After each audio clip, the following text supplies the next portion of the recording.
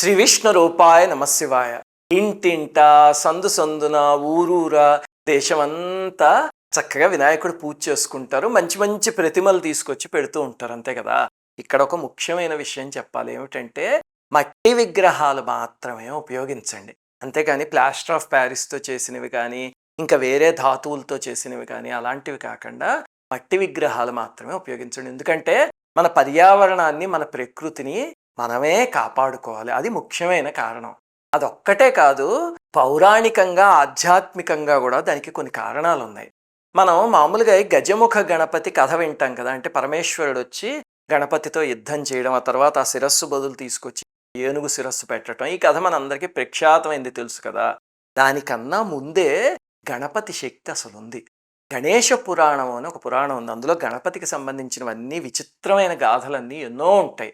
అందులో దీనికన్నా ముందు ఒక గాథ ఉందన్నమాట. ఏమిటంటే ఒకసారి పరమేశ్వరుడు వస్తూ ఉంటే ఒక విచిత్రమైన సంఘటన వల్ల ఆయన తేజస్సు భూమిపైన పడుతుంది.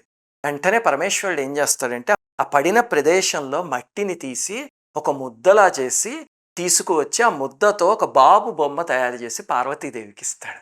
ఇచ్చేసరికి ఆ మట్టి బొమ్మను చూసి పార్వతీదేవి పొంగిపోతే వెంటనే అమ్మవారికి స్తన్యం వస్తుంది ఆ బొమ్మని కౌగిలించుకోగానే. అప్పుడు పరమేశ్వరుడు చిరునవ్వు నవ్వుకుని ఆ బొమ్మకి ప్రాణం పోస్తే ఆ రూపమే గణపతి అయింది. అంటే గణాలందరికీ అధిపతి. ఆ రూపాన్ని చూసే బ్రహ్మగారు పొంగిపోయి ఒక శ్లోకాన్ని చెప్పారు. ఆ శ్లోకం పరమ ప్రఖ్యాతమైంది. ఏమిటో చెప్పండి. శుక్లాంబరధరం విష్ణుం శశివర్ణం చతుర్భుజం. ఆ శ్లోకము బ్రహ్మగారు ఆ మొట్టమొదటి రూపాన్ని చూసి చెప్పిన శ్లోకం. అది మొట్టమొదటి శ్లోకం. అందుకే మనం పూజలో ఆ శ్లోకంతోనే ప్రారంభిస్తూ ఉంటాం. మరి మొట్టమొదటి గణపతి మట్టి నుంచే ఉద్భవించాడు కదా, అందుకని మట్టి బొమ్మ పెట్టుకోవడం అనేది సాంప్రదాయం. అలాగనే మీరు ఆధ్యాత్మికంగా చూస్తే కనుక మనకి మూలాధార చక్రం అని ఉంటుంది. ఆ చక్రానికి అధిదేవత గణపతి, ఆ మూలాధారంది భూతత్వం అన్నమాట. అది ఒక రహస్యం. ఇంకా ఎన్నో ఉన్నాయి ఇలాంటివి. అందుకని ఈ వినాయక చవితికి మాత్రం అందరం మట్టి బొమ్మలతోనే చేస్తాము అని దాన్ని ఒక ప్రమాణం కింద చేసుకుని అందరూ తప్పకుండా అలాగే చేయండి. ప్లాస్టర్ ఆఫ్ ప్యారిస్ బొమ్మలు కొనొద్దు.